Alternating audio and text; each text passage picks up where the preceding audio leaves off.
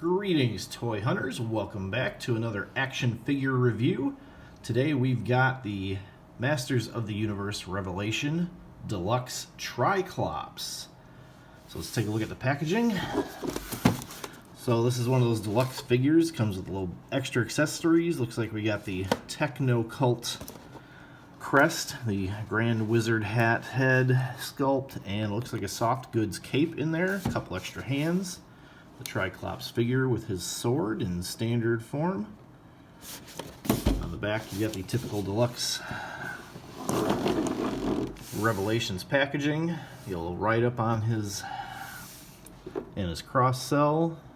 You got Stinkor, Scareglow, Faker, his Andra, Fisto, Savage He-Man, which comes with an Orko figure, which I am on the lookout for. I don't know if we'll get another Orko outside of that. You got the drawing on the side there and the front of the package. So without further ado, let's bust this guy out of his prison and see what we got in store.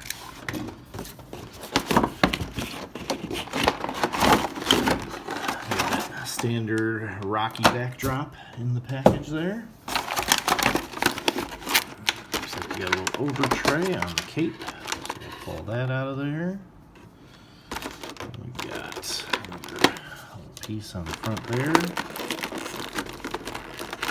Looks like we've got a multi-layered soft goods cape. This one's taped in the back here.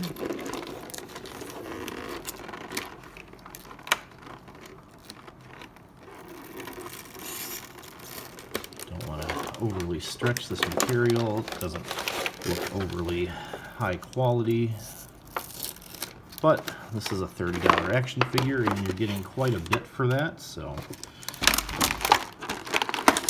shouldn't be too surprised. There's the armor, the little belt, really clean paintwork on the Grand Wizard costume there. And there's his Grand Wizard head sculpt. Let's see if I can pull this up here. And down it goes. We've got the eye spinning trick. We got the square eye, trapezoid eye, and the round eye. Standard head sculpt other than that.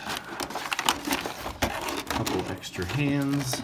And just open hands, so I'm not really going to mess with those too much. We have any bands holding them in the packaging. Doesn't look like we do this time around. Let's free the sword. So the sword has silver paint on what I believe is molded in this orangish plastic. We got the painted handle there. Sorry for the glare. So decent enough weapon to work there.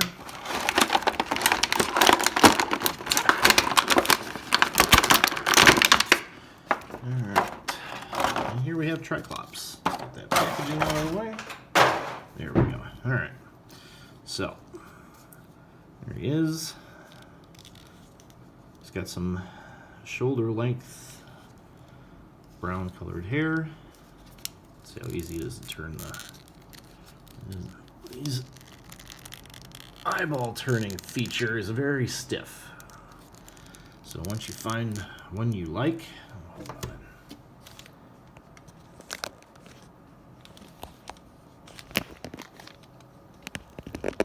Sorry about that, we had a little battery on the phone there. Alright, so this is very stiff. So once you find an eyeball you like, go ahead and stick with it. So we've got the chin strap, which holds that on. The armor is sculpted well enough. Is that orange paint on green plastic or orange plastic coming through the green paint? Can't tell right there. Well, you got little horns painted orange. You got a dark green on this matte lighter green. You got his arms. There he is from the back.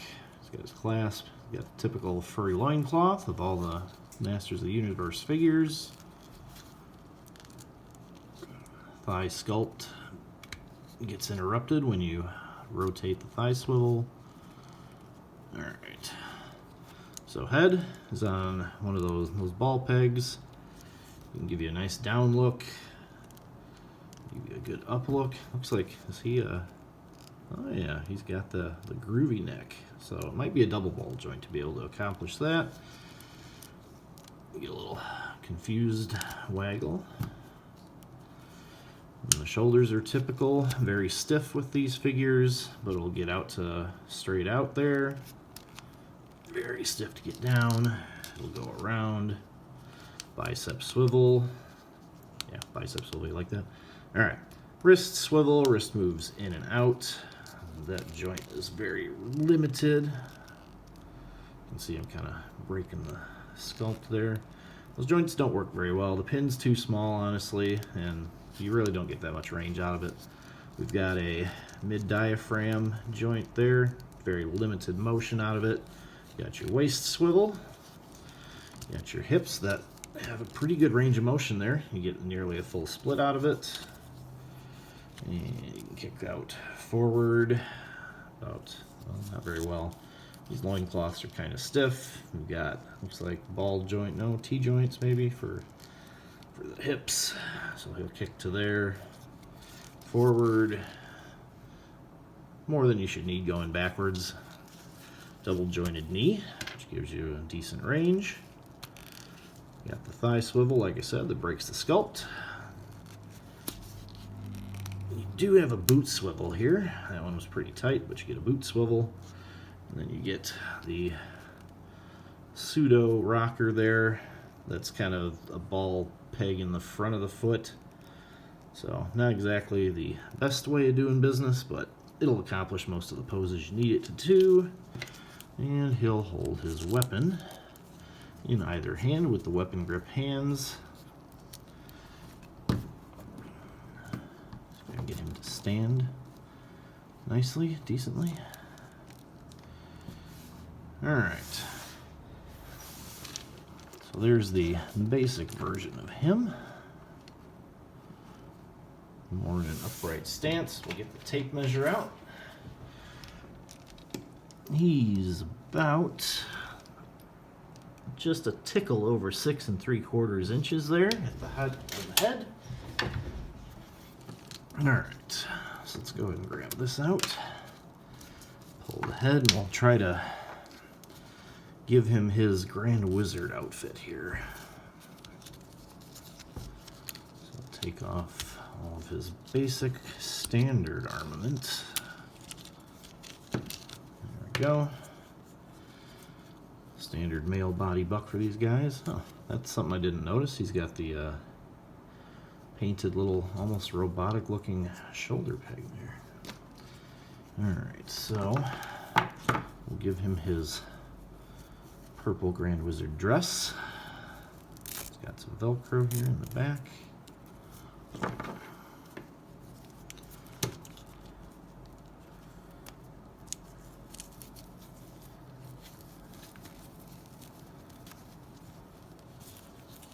Feel like I'm dressing a Barbie doll at this point. But we're not doing that. This is an action figure. It's not what this is about. The Velcro all lined up.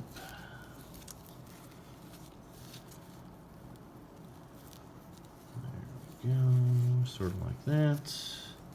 Not exactly. I did misalign it a little bit there, but you get the picture. It doesn't have to be perfect at this point.